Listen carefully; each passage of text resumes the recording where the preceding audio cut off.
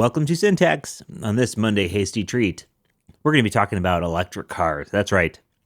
Wes and I Not both... coding. No, not coding. We're going to be talking about electric cars. And it's going to be a fun one. We're just going to be talking about real talk about what it's like to own an electric car.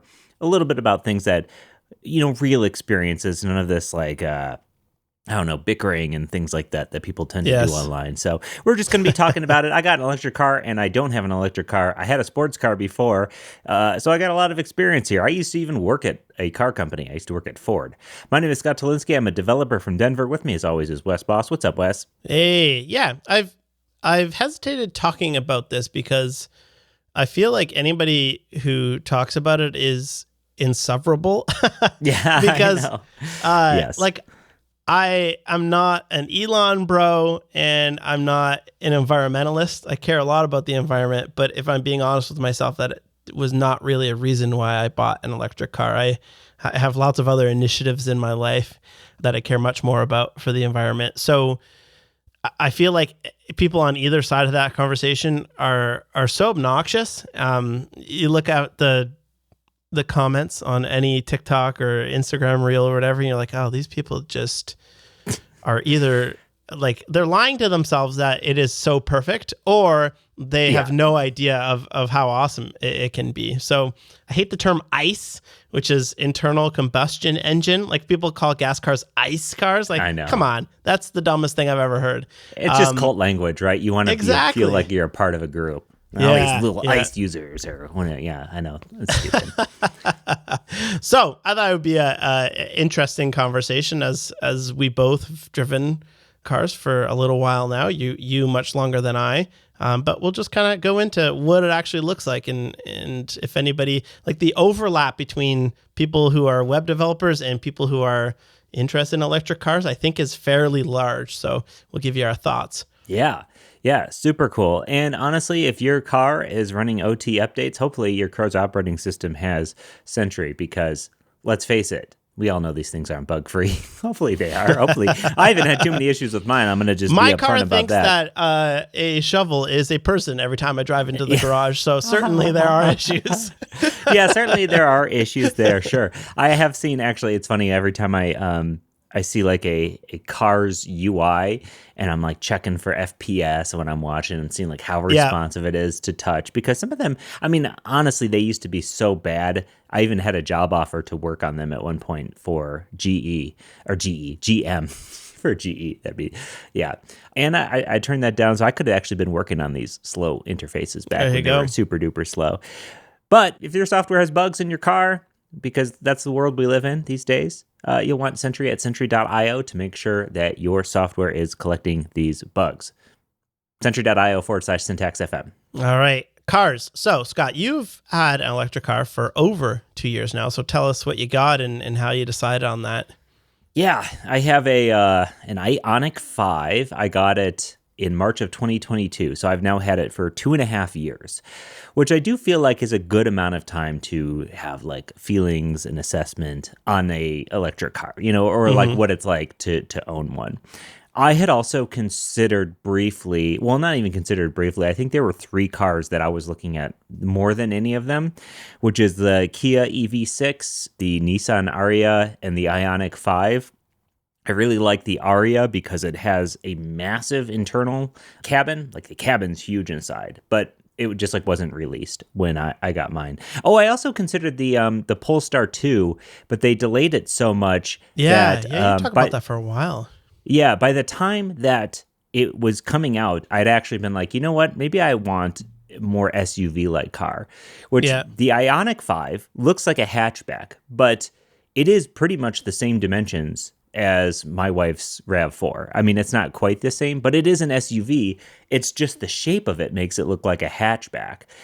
So internally, the cabin size is huge. It has level 3 charging, so it charges from like 0 to 80% in 20 minutes or something crazy if you have the right charger. It's super fast charging if you have that charger. That was a big reason why. Also, I do like that it looks like it came straight out of the movie Total Recall or RoboCop. It's sick. It's like a matte satin. Yeah, I have like a silver satin or like a matte paint on it, and the whole thing just honestly looks like it's from a 1980s sci-fi movie. So I love all of that. The features inside, one thing that I really like about it is that most cars they have that center console section that takes up and separates you from the passenger completely. Yeah. My car is complete open footroom. So from my feet to the other, from one door to door, it's like a complete open channel there. And the weird little center console you can move up and back, but it is just in between the chairs. And it feels like normal cars can't do that because of their transmission. But because there's a flat floor in the electric car, man, it just feels so free and open in the cabin. Yeah. Just wide open. Yeah, there's no hump in the middle. Like, you sit in the back of a car and you get the middle seat, you got to sit on the hump. Yeah, there's no hump. Yeah, totally. So for me, those were the ones I was deciding between. I wanted something in that size of the Kia EV6, which is pretty much the Kia version of my car, the Nissan Ariya or the Ioniq 5. The VW one was also nice, but I didn't like the range on it. There was there's a whole bunch else ones. I wasn't considering a Tesla West. I'm not going to spend too much time dumping on Tesla.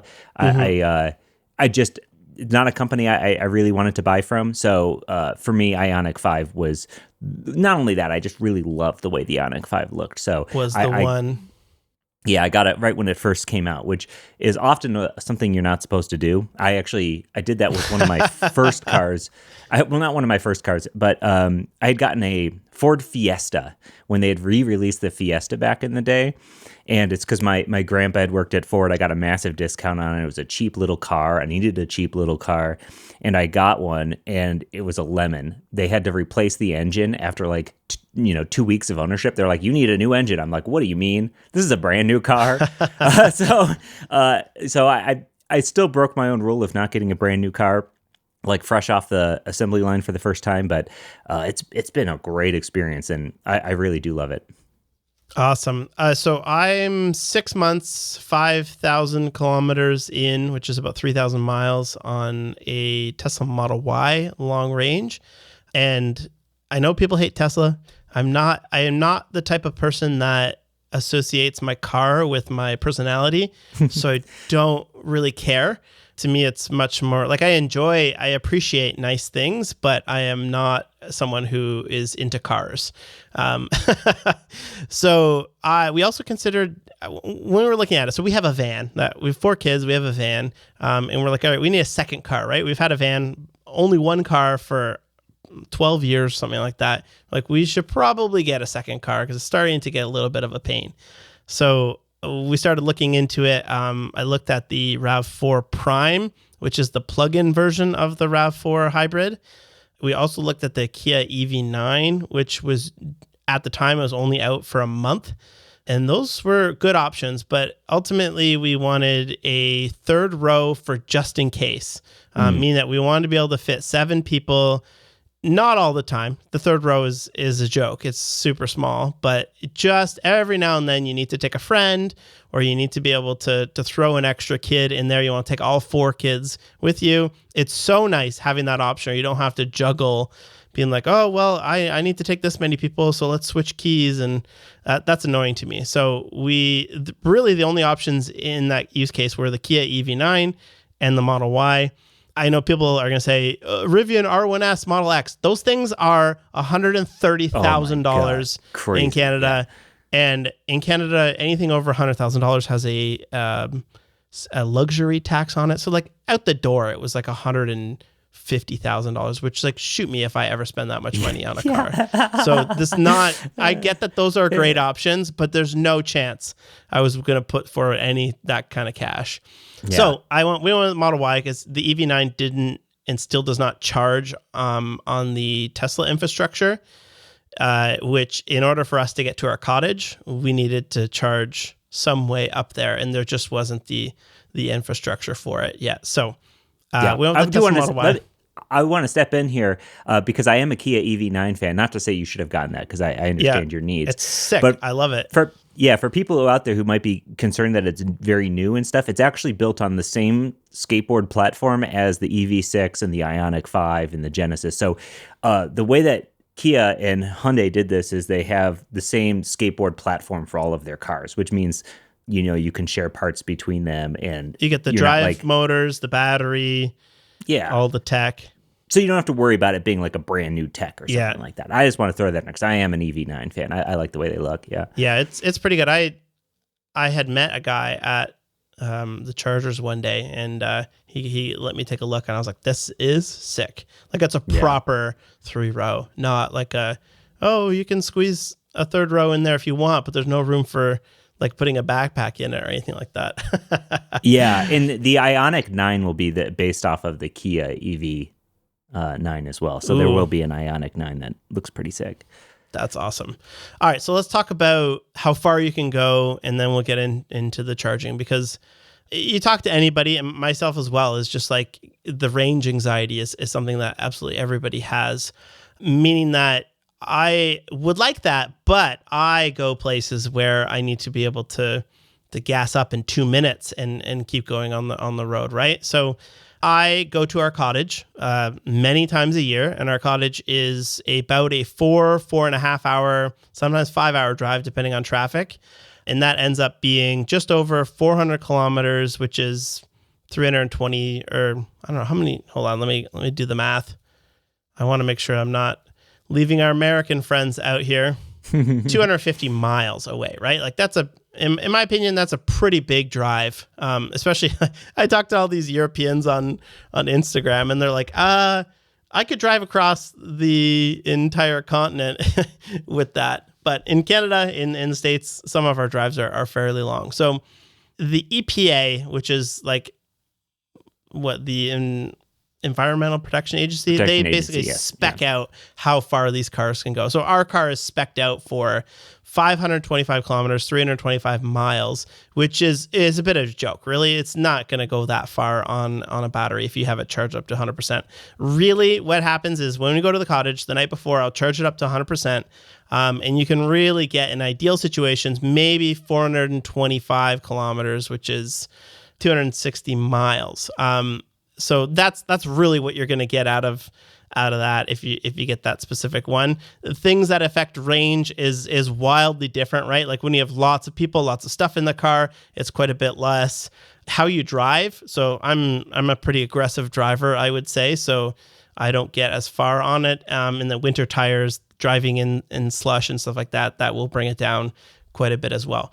But none of that has been an issue. None of that has been even remotely an inconvenience, which I spent many years. I've been looking at electric cars for many years, thinking like, oh, I'd be able to do this and X, Y, and Z, and like never been an issue. Not at all. Not even close to being like, oh, this is kind of scary, right? And it's just like, I can't believe how actually. So it's so much better than I would have thought.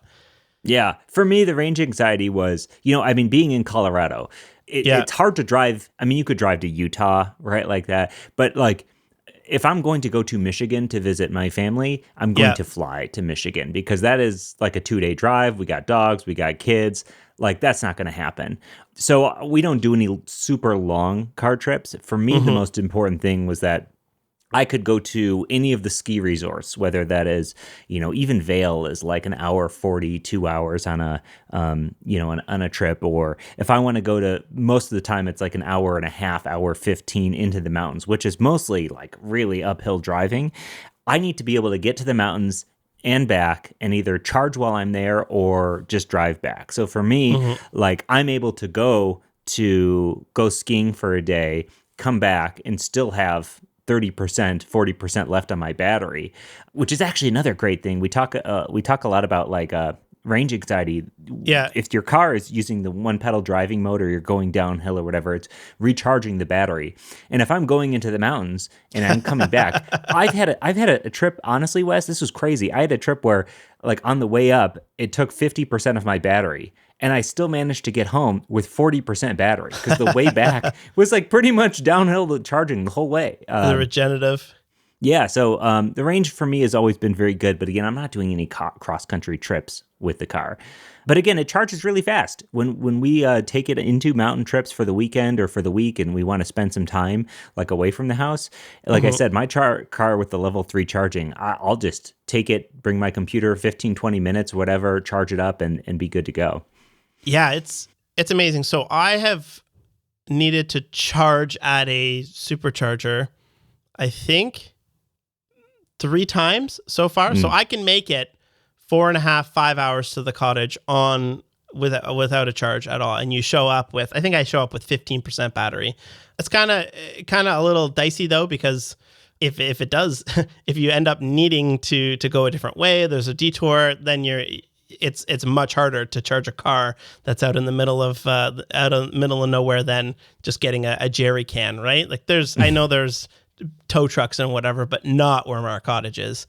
So what I'll do is the 3 times I've actually needed to charge is you stop and you literally, I'm not lying, we charge for 6 minutes every single time, because mm, it's so much different than thinking about, oh, you got to fill up the gas to 100%. totally, yeah. It's simply just like, how many minutes do I need to just top up? Can I grab 10, 15% to get to my next destination?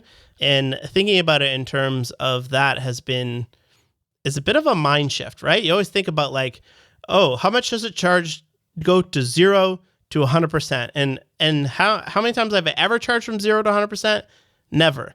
It's always just you plug it in, you get 10, 15, 20%, as much as you need, or a lot of people will go for lunch or whatever and charge it up. But the amount of times I've actually stopped, it's been done charging before I've gotten back from going to the bathroom with my kids. Yeah. Part of that is because the charges are a kilometer away in the parking lot, though. Oh yeah, yeah. And if you need the fast charging, there are cars like mine. Here's the official stats. It goes from 10 to 80% in 18 minutes. It can add 62 miles in 5 minutes. So if you need 62 miles in 5 minutes, pretty fast. So there are cars that charge very fast if you need fast charging for whatever the reasons. But like Wes, I mostly just charge my car at home, or if I am going to charge my car away from home, what I do is do it when you're going out to eat or something. Yeah. You walk to the restaurant or you park near or something like that. And maybe it's just lucky where I'm at in Colorado that we have a lot of EV chargers around. It makes it pretty easy to do that. Mm-hmm. The 1080 thing is kind of interesting because that's how people judge it. Because when your battery is super low, it charges super fast. And then as you get up to 80%, it's much slower to go from 80 to 100%. So that like 1080 is kind of the metric that a lot of people are using. So we'll talk about the charging levels. There's 3 levels, right? 1, 2, 3. Level 1 is you simply plug it into a 120 volt outlet. I know everyone in Europe is laughing at us right now because we have such wimpy electricity, but that is extremely slow.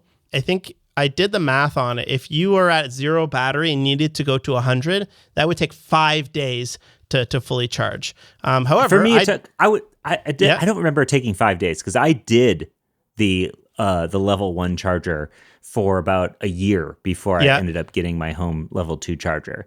And I don't, maybe it's just because I don't drive that much that I maybe never got that low. I never got that low as well. I would just run it down 15%.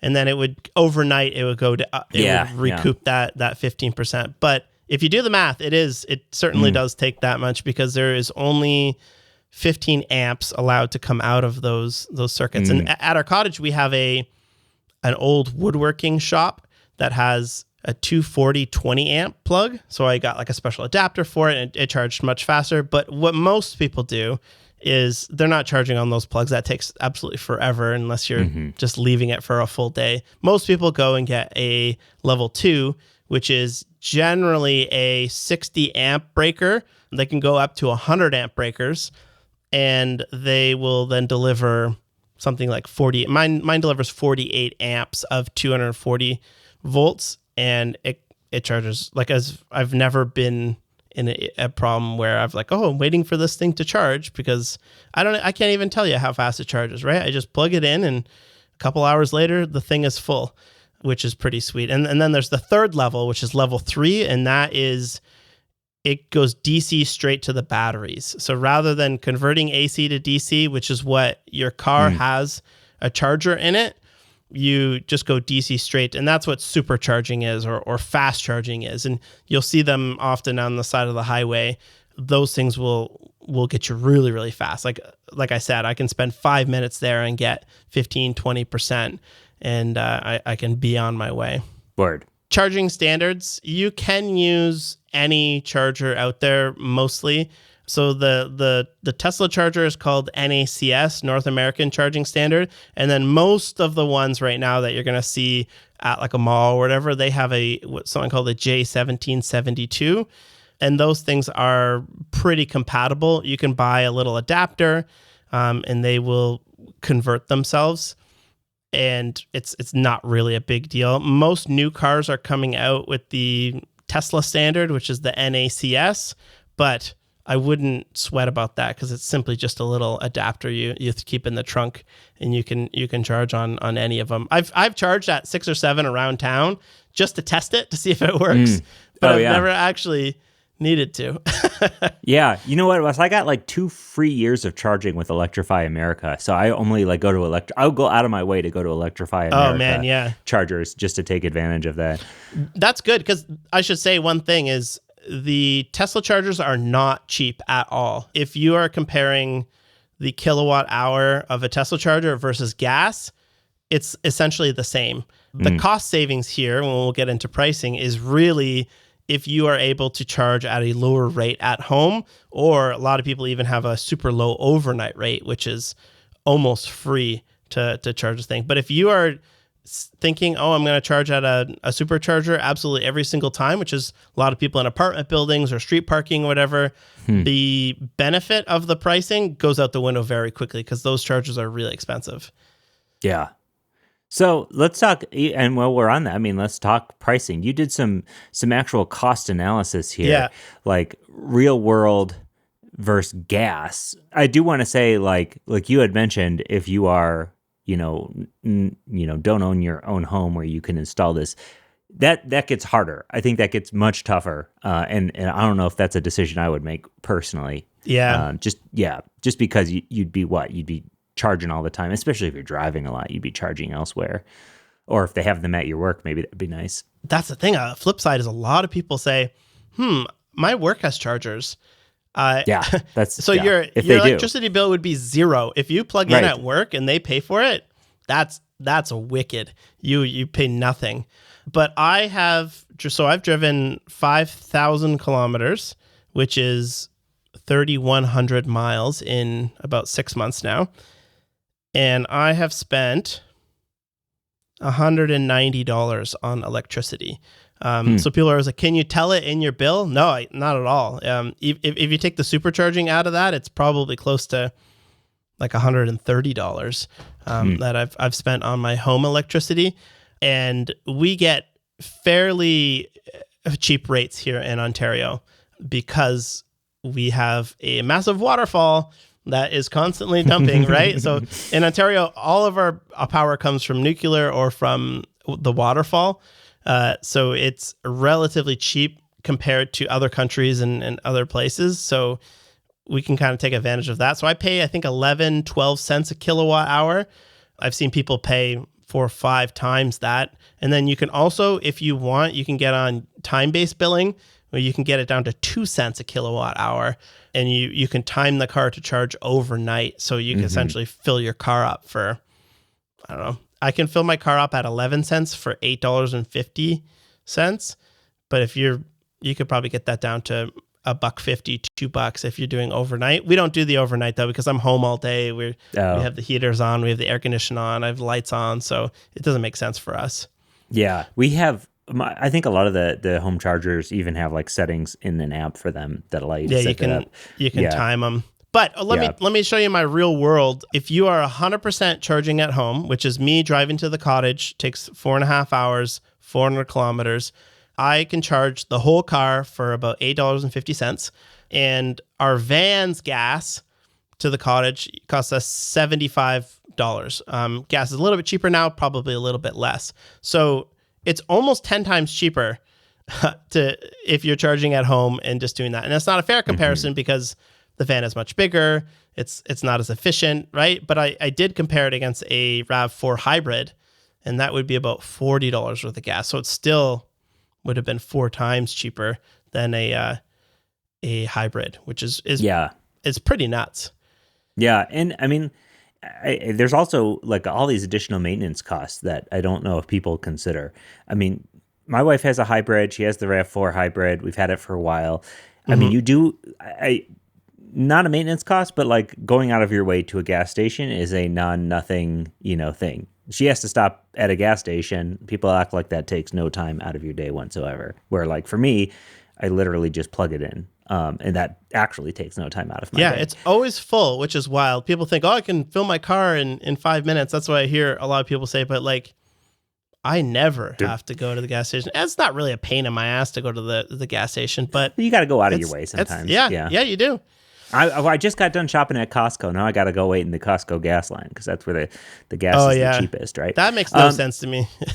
It's cheaper. It makes sense to me. But another big cost saving measure is brakes, right? You don't think about that because with the one pedal driving, it's magnets or what is it? Using resistance to slow down the car. I was trying to explain this to my son the other day, and I was like, I actually don't know how this works. Yeah, well, the way that a motor works is that when you put electricity to a motor, it will spin. However, if you manually spin a motor with your hand, it's generating electricity. That's how generators work, right? I have a propane generator that spins a motor fast enough that generates electricity, and then that goes into the house. So you can either make a motor go by putting power to it, or if you're flying down a hill, you're not putting any power into it, but that motor works as a generator and is able to put the power back into the battery, which is pretty cool. Like I can go down a 1 minute hill we have here in Hamilton, and it goes up 1%. Like it's not nothing. Yeah, I know. And I always use the one pedal driving. For people who don't know, the one pedal driving, when you take your foot off the gas, it starts to slow down the car like pretty rapidly, almost as if you were braking. So I pretty much only use the one pedal to brake until you need to actually brake or you have to brake hard or something like that. So your brakes don't get the amount of use that they would get because the motor is slowing it down. Also, people don't think about this. The electric cars don't have like belts. Your engine has all these belts, timing belt, whatever belt. You have to replace these belts. And granted, not that frequently, but you don't have to do that. You don't have to worry about belts wearing out. 2, oil. The cars don't have oil. There's no engine to put oil in. You never have to go into an oil change. Oil changes are a pain in the ass. Let's face it. They're always I don't know if they are in Canada, but here they are. They're always. I hate it. It's so annoying. They're pretty quick, but even then, I have to think. I'm gonna take the car and go through the Jiffy Lube, or if you go to like a mechanic, you got to book an appointment or whatever. Not to say that the Tesla doesn't have maintenance, but or electric cars don't have maintenance, but they are significantly less. Like the brakes is a huge one for me. It's so much that you don't use your brakes on an electric car that I'm part of all these groups on Facebook. All the time, people are like, my brakes are rusting over. It's like, well, you have to use them sometimes. To use them sometimes. There's even if you go into the service mode of a Tesla, you can turn on this brake burnishing mode, which you go really fast and then it will put the brakes on really quickly. And you do that 6 or 7 times because people are not using them at all. Like, if I drive like 4 hours, I probably tap the brake 5-6 times, which is nuts. It is a little bit motion sickness when you first get into it, because as soon as you take your foot off the pedal, it immediately starts braking. So you have to relearn how to drive the thing. Yeah. One thing that is way more expensive is, first of all, the cars are way more expensive. Yes, absolutely. That's why I was laughing with my sister the other day. I was like, it's so much cheaper without paying for gas. She's like, yeah, but you also bought a really expensive car. Yes. First of all, the Model Y is not like a fancy car anymore. I know people think it's like a super expensive fancy car. I call it a Corolla. Literally everybody on my street has one. It's like the next Honda Civic, because people do the math and the numbers work out. It's a little bit more upfront, but if you actually do the math on things that we're talking about, gas, brakes, maintenance, oil changes, things like that, it actually does work out. Like, believe me, I'm the guy that picks garbage from the side of the road. I do the math on this type of stuff, right? Yes, your garbage picking stuff. Yeah. Certainly, yeah. Oh. But the insurance is freaking ridiculous on these things, and so much that like a lot of people get sticker shock. So our Model Y is $100 a month more than our van is. So it was the same as we used to have a BMW X5. It's the same amount. And the BMW X5 is a very large, high-end SUV. And Tesla is not a high-end SUV, right? It's a nice car, but it's not high-end by any means, which is pretty nuts. And it's because insurance companies don't want to touch these things once they get in a wreck because there's a big battery in them. And they're kind of scared to repair it, so they just write them off all the time. You see it all the time. And there's this like underground of people who actually fix them now, which is kind of cool. I've been watching on YouTube quite a bit. Rich Rebuilds is probably the biggest one out there, but there's this huge, like the next generation of mechanics are not get your fingers oily and whatnot. We certainly will still need those. I don't think that every car needs to be electric because there's lots of use cases where you need all of that power and range or whatever. But a lot of the next generations of mechanics are nerds who know this stuff really, really well. I'm part of this like Facebook group that is full of like Tesla service, like third-party Tesla service guys. And it's wild the stuff they'll do. They'll be like, this one battery cell is corroded.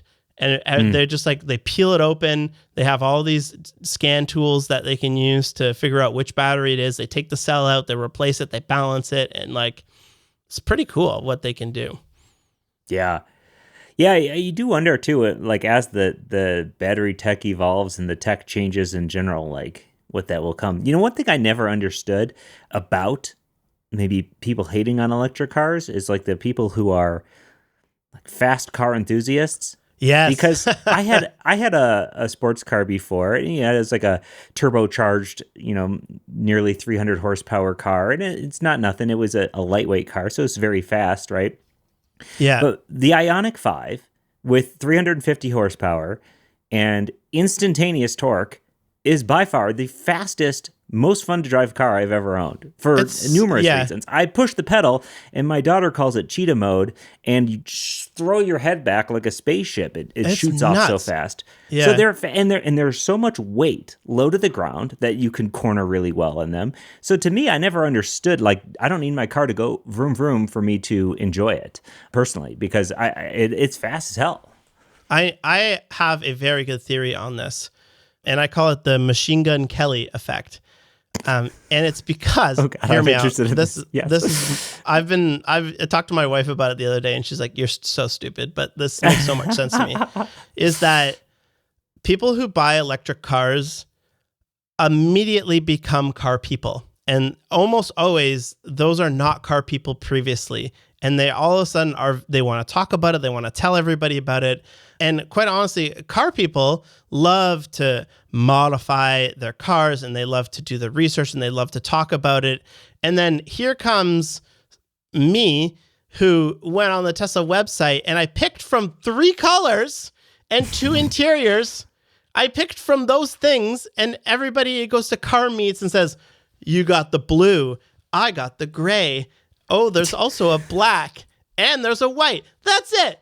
And there's not a whole lot you can do to modify it. And then there's this like crazy aftermarket of like Amazon aftermarket parts you can add to it and all Etsy. kinds of crazy stuff. So my thing here is that I feel the same way about people who like Machine Gun Kelly. Why? Because you shouldn't be able to just find music that you like and say, "I like this." Because I love music. I love punk. I love hardcore.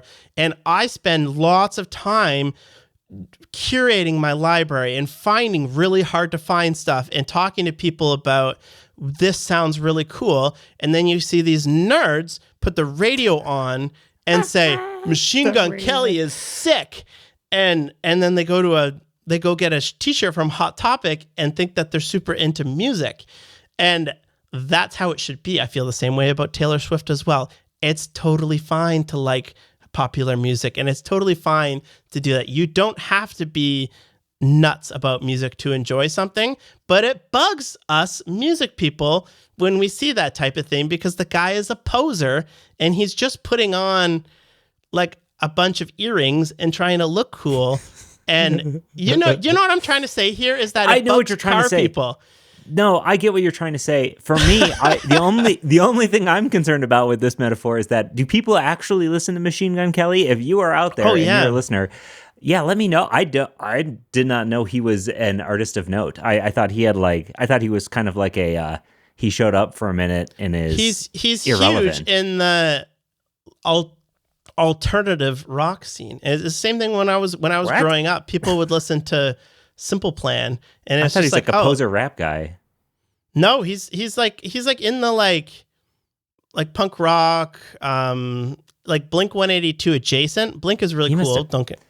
He must have pivoted. Yeah, but that's the thing. Yeah. That's the thing, is that he was super into rap, but then when rap's not cool anymore, alternative is back in, and now everyone's into that. And I know this is the stupidest thing ever, but it bugs people who spend their life identifying with that. And I guarantee it's the same thing for car people. Is like, I spent so long. I love to jack my truck up. I go on the forums. I talk to everybody. I put all these aftermarket parts into it. And then you see some guy ripping down the highway with a wrap on his Tesla thinking he's hot shit. Yeah. It bugs you. I get what you're saying. As a former snobby music person, I have since changed my tune. I was a music student, so I grew up going to concerts. So believe it or not, I definitely was a snobby music person for a long time. People should just like what they like. Yes.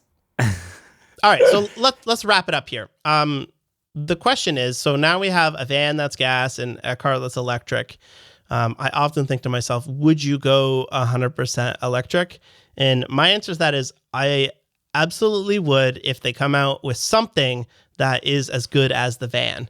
And the Model X is not a van. You can't fold the seats in. People who think that the Model X is a van equivalent have not done van stuff. Show me when you put 8 sheets of plywood into a Model X and we'll talk.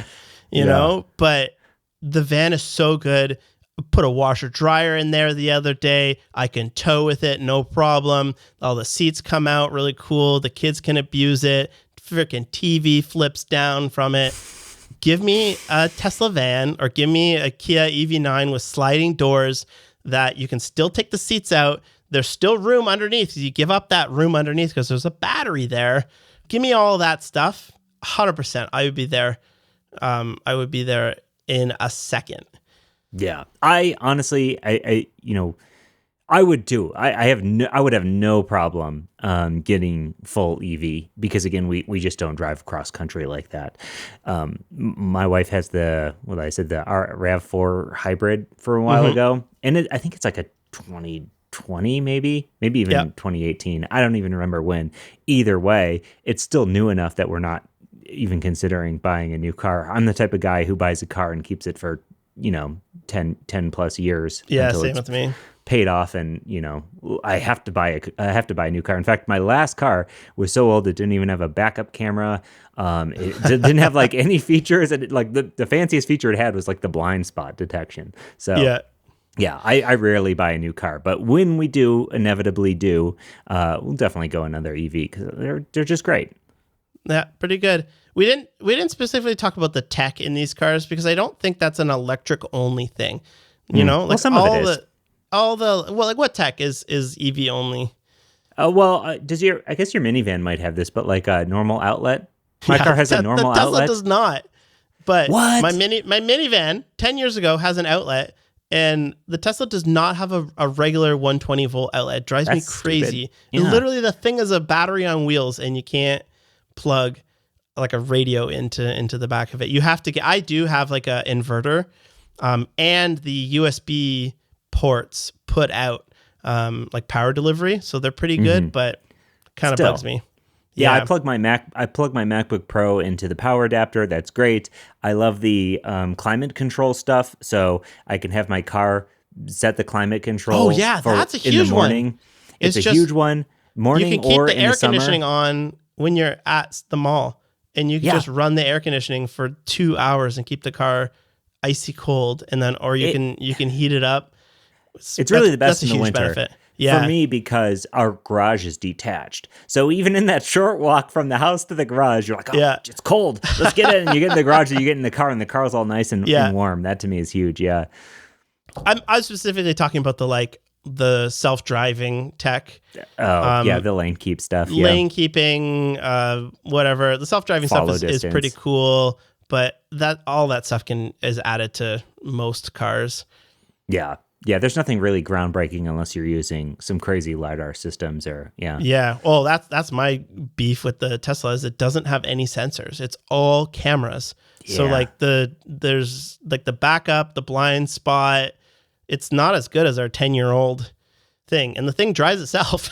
It's not as good as our 10-year-old van, which has sensors in it. So I kind of wish it did have sensors.